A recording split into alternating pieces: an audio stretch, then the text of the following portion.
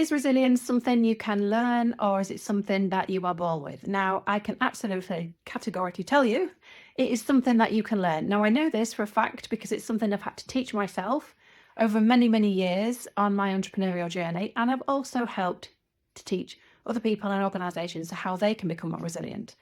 So let's get straight into it. So it's not just theory, it's actually action. And we need to put these action steps into play regularly so we can strengthen our resilience muscle, because it is a muscle and we can strengthen it. So do you know what? I learned something really quite fascinating when I was training to swim the English Channel in a relay team. And that was that it wasn't to ease myself into cold water gradually. It was to develop a system and stick to it. Now, this is the same thing that we want to do in business to develop this resilience muscle. So I've got 3 tips here that I'm going to share with you about things that you can implement straight away, which are going to help you and your organization strengthen that resilience muscle. Now, the first tip is at the end of every day or at the end of every major project that you're doing, think about what 3 things have gone well. And this is called 3 things plus. Now, the trick here is to list the 3 things that have gone well, but then the crucial bit is to look at the plus bit at the end. Now, the plus bit is the thing that went wrong. The thing that went wrong in what you were doing and how you handled it. Now, I use this and flex this many a time in my FMCG business, and it's incredible how it trains your brain to spot the opportunities and setbacks. So that's really, really good. 3 things that went well, 1 thing that went wrong, and how you adapted and overcome that challenge.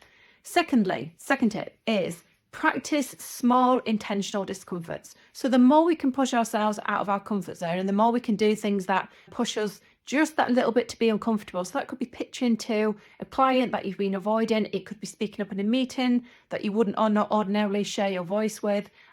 It's just these little things that we can do on a daily basis that are just going to push us out of our comfort. So that's 2, practice an intentional discomfort.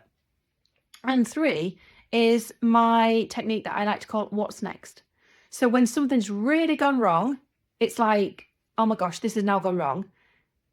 Train your brain to think, what next? So give yourself 30 seconds or however long you need to just digest whatever's gone wrong and then think, right, okay, what next? Because that helps us to see the opportunity or where we can rise from the setback. I also like to frame this as in because of. So because of that, that enabled me to do this. So we flip our brain around and think about the because of and the what next. That's a really, really great way to train our brain and to think about how we can just flex this resilience muscle. So remember, resilience is like a muscle. It grows through consistent, practical exercise and not just positive thinking.